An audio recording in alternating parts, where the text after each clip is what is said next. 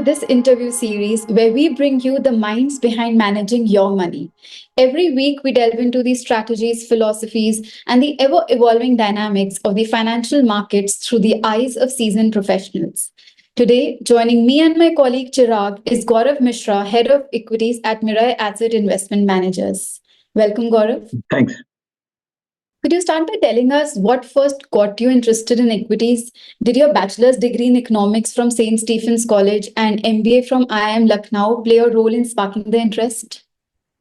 It was, of course, a bit of the educational background, and it was, even post that when I dabbled in a few assorted things, um, where I just, sort of l- felt and got further convinced that my calling was really to be identifying actually, situations, mispriced, undervalued opportunities to discover, and the path for that was really to do research on the back of which I could identify such mispriced situations, and that's really what pushed me towards this industry. The industry was fairly fledgling when I joined.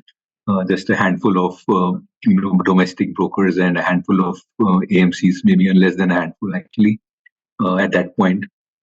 But yeah, I mean, it was really that deep desire to find ideas, opportunities, which were sort of hidden or mispriced. That was my driving force. So you started as a sell-side analyst, and before joining the ASK Investment Managers, working with the various broking companies. What were the key learnings from there? Which has shaped your investment style and strategy? So of course, I mean, the whole effort of being with the sell side was to learn to do research on a bottom up basis, and to have a whole paradigm of how to go about looking at industries, and within that then identifying firms, and after all that also then incorporating valuation mismatches.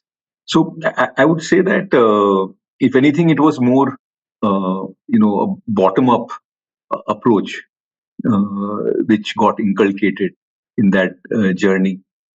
Um, I in fact started doing the pharma sector in my initial years, and fair enough, I mean, that was a sector where each firm has its own dynamics, so there's a lot of different business models, different strategies, and other aspects to that industry, including regulatory overhangs and all that.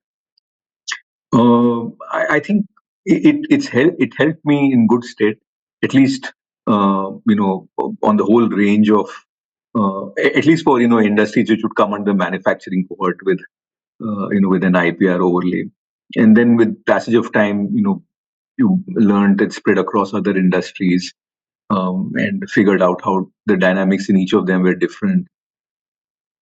Yeah, so that's how the initial sort of experience helped. I got a chance to work with some private equity also in those years, and there again, the depth of exposure I got to modeling, and the inputs one would get not only from the management but from the consultants who had prepared those business plans and business was also very insightful, helpful, across each line item, whether on the revenues, costs, everything. So it was great learning in those days.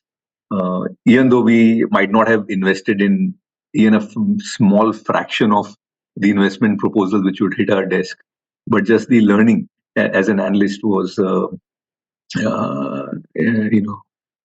helpful all the same. So you had a long working period of about 14 years at ASK Investment Managers. How was it working with Bharat Shah, and what were the key learnings from your time there? By the time I'd moved, and got into ASK, which was basically on the buy side, of course, that was a PMS, a long only PMS essentially. So clearly, the attempt was to be with businesses, and again more with the intent to hold for longer periods. So therefore, it was just a reinforcement of what I was comfortable doing, in terms of trying to be associated with quality businesses where there is preferably a structural tailwind which you can identify, and then kind of remain invested as long as the story, the business character, and the initial hypothesis is intact. So yeah, I mean, of course, then coming to the buy side, one got the chance to see firms across industries and across market caps also, literally, and therefore the canvas to to do, or the exposure across firms and industries was much manifold more than the straight sort of jacketed approach in the sell side research. Yeah, I mean, that was one huge sort of further, I would say, addition, or a kind of broadening horizontally of me as an investment professional in that journey. Yeah, I mean, besides that, whether on the sell side or on the buy side, obviously the focus on even the sort of more shorter term delivery of businesses in terms of quarterlies, etc. That was always there. So yeah, I mean, if I were to say, what other aspects we would have kind of looked at and which would have gotten reinforced, I would say also on matters of qualities of management and things associated with corporate governance and ethics, integrity, and all of that of the businesses, the promoters, and all the managers who are running it, and things like capital allocations and all those kind of history of management, while filtering out good ones versus others. So yeah, it was all of that. Of course, in a PMS, it was, as I was saying, more buy and hold. So churns were lesser. So that's the sort of background I was working with. Sir, could you describe to us your investment philosophy and the style of investments, and what are the markets or the situation which you really like to invest? Yeah, I mean, the later question is one I, of course, say that, first that anything where there is no major surge happening is obviously a better condition, because when markets surge very strongly, then it does become challenging, especially for, the style I would like to work with. And really, I mean, my overall sort of thought is that to me, growth is a subset of value. So investing is all about, getting businesses at a price value gap or with a margin of safety. But, growth also can be and is a part of, sort of that value discovery. But yes, within growth itself, clearly, quality growth. So businesses which are, delivering superior returns on the invested capital, and over a period of time have demonstrated that. And if they can, continue to do that in the projected period, then they'll clearly have the ability to create value for themselves and in turn, for the shareholders. So that's the first line of preference, to be with such firms. And normally such firms might be, or industries might be actually, facing structural opportunities, because that's how over long periods they will be able to continue delivering value. But having said that, value can be found elsewhere also in special situations, in maybe in cyclicals, in other, deep value circumstances. So as a manager, I would ideally, and that's the sort of attempt all this while, is to have a blend of these quality growth at a reasonable price, and also a bucket of these special situation items, firms. It could be anything, for various reasons.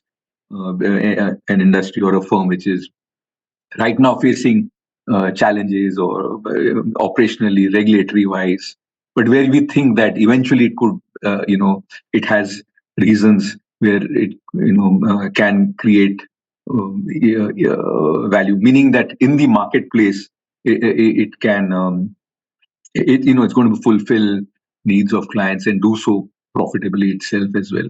So it's really a blend of both these sort of strands that I would like to pursue. So, sir, you explained broadly your investment strategy. Coming to the stock specific things, the portfolio. What criteria? What criteria does is the deciding factors for the stock to enter your portfolio? No, I mean there are a host of criteria. So one, of course, as I said, if there's a comfort of a structural tailwind, that's one plus, and it could be something which might have already been there. It might be something which is emerging, a new industry, or a new, because of some regulatory comfort, the growth prospects are looking very bright. It could also be industries where India has a competitive advantage globally, where Indian industries have proven that they can, on a cost and quality parameter basis, create a niche for themselves and grow. So a combination of this structural tailwind is clearly one, but as I said, the second has to be the business being able to create economic value add, which is basically what are the returns it is generating on the invested capital. And that preferably, has to be reasonably good beyond the cost of equity, etc., and over a long period of time. So once a firm is demonstrating that, then it means that it's got certain advantages in the marketplace. That's how it can continually demonstrate superior ROC. It could be that advantage could be maybe superior manufacturing, economies of scale, distribution, brand strength, some technology, it's a combination of all that. So yes, so the quality of the franchise clearly. Even if there are some periods of weakness, a few quarters for various reasons, that's okay. In fact, that is where an opportunity can come by. And of course, we want growth. So, when I was referring to that first issue of structural, tailwind, it's really related to growth also becoming better than just the average. So, quality and growth kind of visibility being there would be the two attributes, along with the margin of safety, the price value gap. Now that's where it gets a bit tricky sometimes in the market, especially Indian markets, where you might not get some a good business at a major price value gap. So maybe you're paying a kind of fair price. Sometimes you can get further re-rating, but when you buy, you assume that you will not, and you have to be prepared for some de-rating also. But as long as business has strength and creating economic value and growing, I think we'll get the compounding returns from such businesses. And of course, a sort of a given is the business, the management itself, and the promoters, their own sort of quality, which would include those parameters I referred to earlier on, their ethics, integrity, and vision. The Mirae Mutual Funds equity funds have been known to successfully manage various market cycles over the last 15 years. What has happened to the performance of the key funds, particularly the large cap, ELSS, focused, and mid-cap funds over the last 2 years?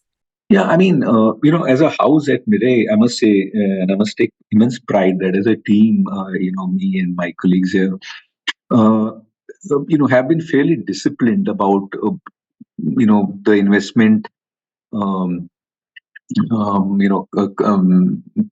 criteria we use. And in that context, we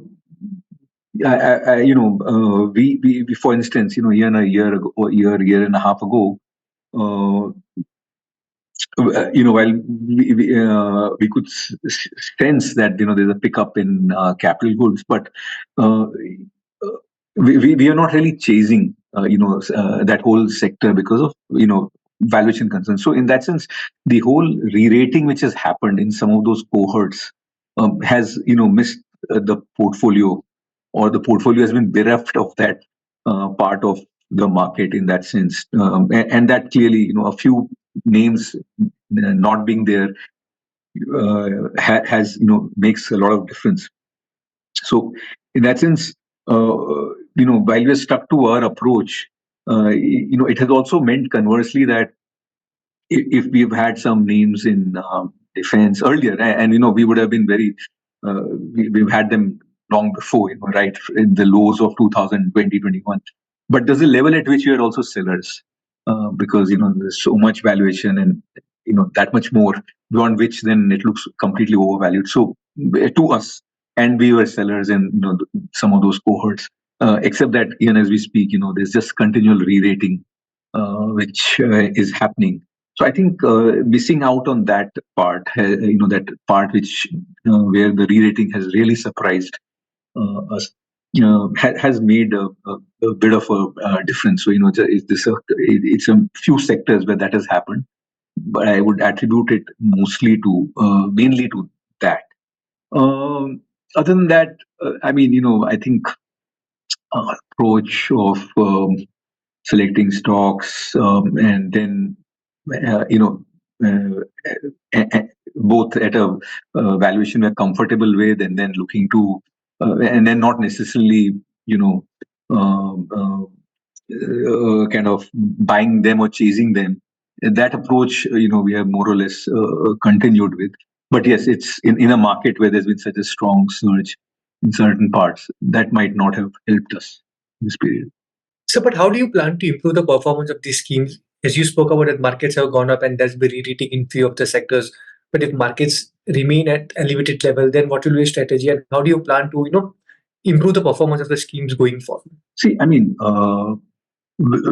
we have, we would be overweight in precisely sectors where, or stocks where we are very comfortable with their quality, their growth outlook, and the valuations. Yeah, markets can take some parts to extremes, but I would think that at some point, even those parts which are undervalued and otherwise make a good investment themselves on their own merit, because everything, all those ingredients are there. It's the results are satisfactory, they're growing, and they're doing so profitably. Somewhere in that cohort should itself also kind of participate. So some parts we have to just give patience, or have patience, for those plays to to kind of help portfolio performance. And you're right. In the last maybe 1.5 years, there have been those areas have not done as well as the market. They have been, but as long as we are operationally comfortable that those businesses are doing, delivering, executing well enough, we think that those catch-ups happen, have happened in the past, will happen in the future as well. Maybe in some portfolios we've had a bit of a in the volatile period of the last few years, 1.5 years, 2 years, we might have built in slightly greater quotient of, say, consumer-facing businesses, simply because they were available, and those franchises were very, very strong when we got them. They remain intact. In case there's in any of the names, which there's any deterioration to the hypothesis, then obviously we track and we take calls, exits, etc. But otherwise, we might be persisting with those names. They have, of course, not contributed in this period so far. But again, same thing. Somewhere it's India is a growing system, and whether it's investment led or howsoever, but they'll eventually translate into things like higher or good growths in per capita income, etc. And with that, there is so much that will grow in the staple category within consumption. The rest will go increasingly more so into discretionary consumption. And I think we've had built names there which so far might not have done, but same like the earlier example, cohort, that's another part which should on its own also come back. But of course, we have to be watchful of each of these businesses, and whether the initial hypothesis with which they were bought, that is intact. So that's one. That's one part where I think we have to have patience with those businesses, even as we are watchful of those names. Then, of course, the other is precisely those parts, those cycles which are underway, the strength of those cycles. We are reconfiguring, where sort of it's doable, because through names, of course, through new ideas, and that is underway. So we might not be chasing what's extremely at the edge of valuations right now, but besides that, at levels below that, wherever there are pockets where on an absolute basis we can feel there is some value which can still be there, despite the maybe performance or rally in some of those stocks. But if we also believe that whatever that cycle is in that sector, it's still got more legs to play. We are kind of also incorporating such ideas in the portfolio. So yeah, I mean that's the twofold approach. But yeah, we're not chasing. We'll not want to chase something just for the just for the momentum it is there, but it has got to still make investment merit. And thankfully, there is a reasonable conviction about the strength of the economy and some of the cycles at this stage. But we have to be mindful of some developments in the background. In terms of we've gone through the elections, while there is clear sense of policy continuity, but yet sometimes there can be certain nuances. Maybe in some ministries the changes, or even the government itself, the priorities might change. So you have to be mindful that when we'll see the budget and government's own action plans, etc. Besides whatever was communicated earlier through the party manifestos. So we'll want to be agile, vigilant, as we are just kind of rejigging some parts of the portfolio. So it's a combination of being patient with what we have conviction, and then some changes in this other part. Okay, sure.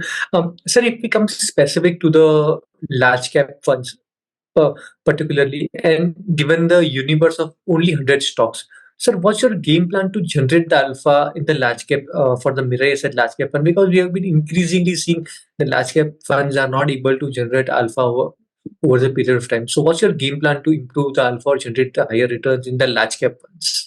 I think in any, large or otherwise, we basically see we will have to, where we have conviction in names on a bottom-up basis, it could well translate into even at a sector level. We will have to, take conviction calls, meaning then be, reasonably overweight. It might mean that for a period of time, there's a pain if that cohort is not performing. But so be it. So the approach will have to be that there'll have to be a contra, not for the sake of it, but where there's conviction. But positions will have to be taken and held. And as I said earlier to the earlier question, that the circumstances also evolving, right? Policy direction could be a bit different. Government has to undergo fiscal consolidation. There could be some global developments, which are favorable. There's a whole very tight, if not, there's high interest rate regime right now globally, unlikely to persist forever, right? So there can be opportunities, from those views. Though while we're doing our stock selection on a bottom-up basis, but we'll have to basically make good full-hearted attempts to capture some of the stories on a bottom-up basis with conviction calls, meaning with reasonably strong active weights. And of course, then there is scope to have another 15-20%, which is not necessarily in the top 100 names, which as a house we have done well historically. That we'll want to kind of continue in terms of stock selection there. So yeah, I mean, I would say it's not some some major kind of change in approach. It will be a combination of having 70% in the structural stories uh, and another 20 to 30% in the deep value special situation kind of cohort. Uh, in the markets, invariably, there'll be some things which are unloved, kind of for a host of reasons. And that's a nice hunting ground to put ideas or get ideas. So precisely what and they can, and then they help as that value gets unlocked. It might not be something which just happens overnight, but eventually it does work. I mean, as an example of some of these defense names, etc. I mean, government was talking about indigenization even in the early 2020s, that time around the COVID time, and some of these names were completely unloved. In fact, they fell and became extremely, kind of, and host of such examples. It could be even in new listings of the new age firms just a year and a half back. Many of them were completely, and then some of them have given strong returns. So or telecom sector some time back. So there'll always be something which is kind of strongly mispriced, and we'd be happy to build part of a portfolio with those names as well, such that we got a blend. I think that's the approach we would want to take. Coming to the large cap and the focused one, sir, I saw top of the in both the portfolio there's quite overlap in the top 5 holdings. So what is the reason for it? Is it because due to the market condition or due to the opportunities in the market as of now, sir? No, I mean, I would think you're referring to maybe some names in the banking, financials, etc. Maybe one or two in the IT space, and this is not a. Yeah, you're right. I mean, so it's not a given that there's got to be exact commonality or that this is a permanent feature. This keeps on evolving, but it does reflect that in the last 1.5 years, on the parameters of quality, growth, and most importantly, valuation comfort in the market. These names which are strongly represented is where we are having maximum comfort, and that's why they are there at this point of time. Now, if value was to catch up or value unlock was to happen, then maybe we'll look to trim majorly, exiting maybe, etc. But that this is just a reflection of where we are seeing opportunity in the last 1.5 years. I'll concede that in some of those names, growth has not been as certain or as strong as you would have liked, or growth has gotten deferred a bit. But as I was referring to earlier, that on other parameters, all conditions were being met, and then there's a belief that its growth has not vanished on a perpetual basis. It is for a few quarters, specific issues, and it will come back. And therefore, we have kind of sustained or held those names, or those weights actually would have increased in this period. So can you just explain us, what is the exit strategy? How are the stocks sold, means from the portfolio? What's the strategy there? So I mean, so there will be 2-3 circumstances where the exit sort of happens in a stock. So one is, of course, that for what we have, okay, and what my colleagues and what we have built in our models of what is the fair value of the business, if that is exceeded, but not just exceeded, but exceeded if it's again, it depends on the nature of the business. If it's more a cyclical play, etc., then we are happy that if it hits the fair value or slightly above, we are happy to kind of exit. So even recently, right or wrong, but we had some commercial vehicle plays, and we thought that maybe cycle might not continue, when for how long. But from with the lows we entered, and to us, if this was looking like the peak, then and the fair value, we might have exited as an example. If it's a structural kind of story, even there, sometimes valuations get just so much above, or rather the stock prices would get so much above what our value is, even if you were to, kind of give it the best benefit of doubt and the best kind of operating assumptions. When that happens, surely we have to, start, pruning down aggressively and exit also, because um, one is this, one is exit, but it's also related to then what is coming in.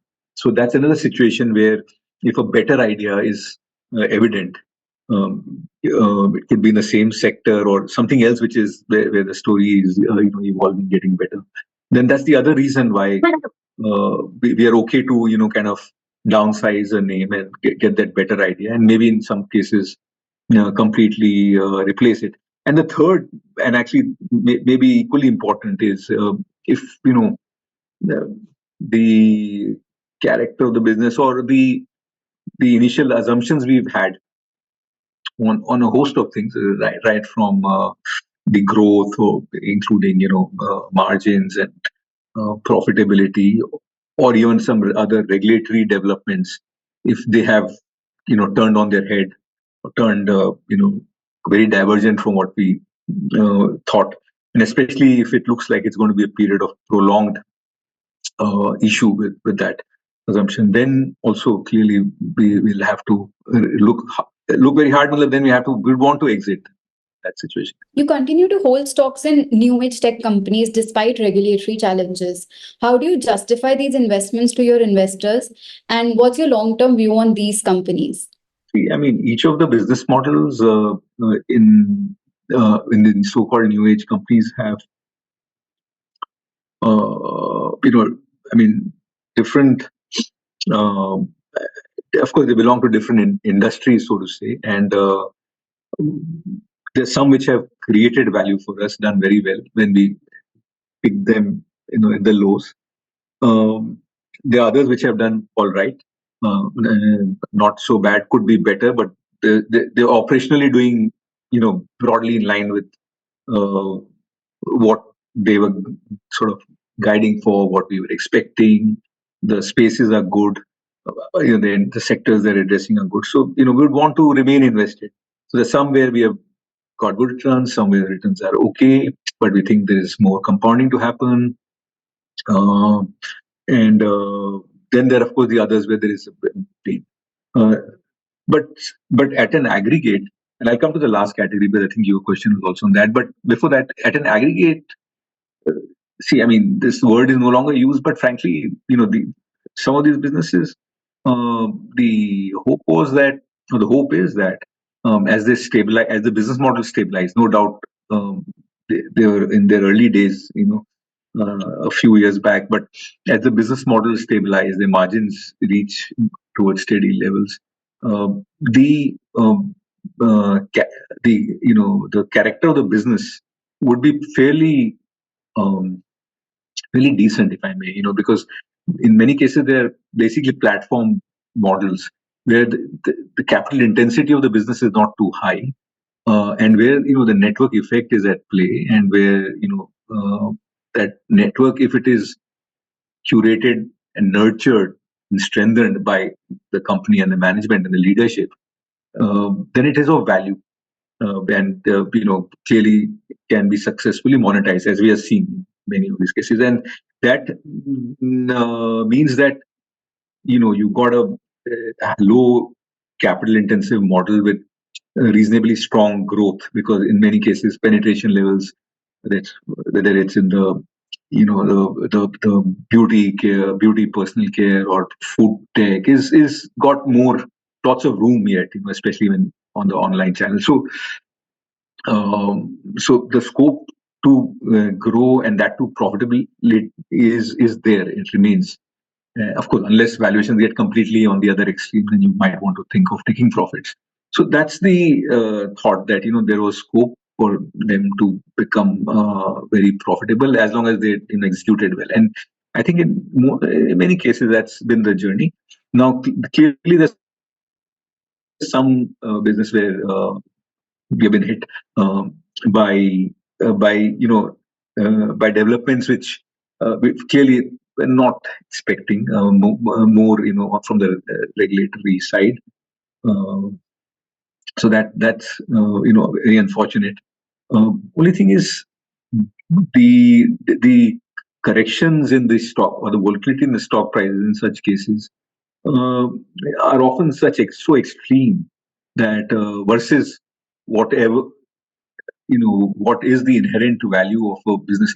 I mean, the business might have some cash, might have some other investments. So whatever is the residual value of that platform, it doesn't get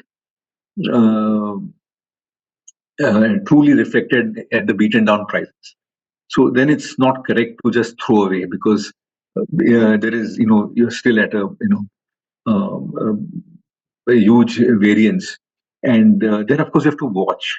So it's not like if managements can recover and pivot and navigate the challenges, then there's still scope that value can be created. After all, it's the opportunity they're addressing is it doesn't really go away. It is there more or less. It's just that they're because of regulatory development, some things are sort of some avenues might be closed, etc. But it's not like the whole the whole building is closed. There are so many other windows of opportunities which the businesses can address and monetize. So, but yeah, I mean, it does create the shock, and as we know that in markets, whenever there's a hit to short-term earnings, we saw it during COVID also across other many businesses or other earlier periods also, that for a what would be a 5-10% hit to the earnings, or rather not just earnings, but even to the fair value of the business. The correction in stock prices would be tends to be exaggerated much more. So we have to be cognizant of that as well. But yeah, if the business itself is permanently impaired, then it's a different thing. So yes, it's a situation where to objectively view the value of the business with all the assumptions, new assumptions, which might be not as good as we would have thought they should have been some time back. But with the lowered assumptions, the value of the business and what is the price today. Sometimes that mismatch can still be, such that you want to just stay with it and see how managements can recover in such cases. So coming to the last question, looking back at your career, what has been the most surprising trend or event you've encountered, and how has it influenced your approach to investing? Yeah, I think it was the late 90s, or early 2000s. The TMT bubble was underway, and I might have participated. I was doing some other sectors, and I was at that time in the private equity. But as an investor, or rather as an individual, there were some mutual funds, dedicated IT funds which were there, and I might have participated, but at the wrong, obviously, clearly the fag end of the cycle. So yeah, I mean, that discipline to get in when there is a sort of a price value gap is something which gets instilled.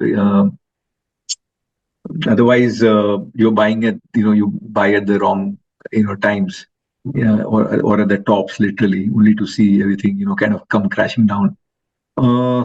That holds today also. So yeah, if there's a learning, it is really at the extremes where you have to be doubly cautious. There can be opportunities precisely at those times, but yeah, you've got to be doubly cautious develop your conviction, and then try to use it, depending on which part of the extreme you.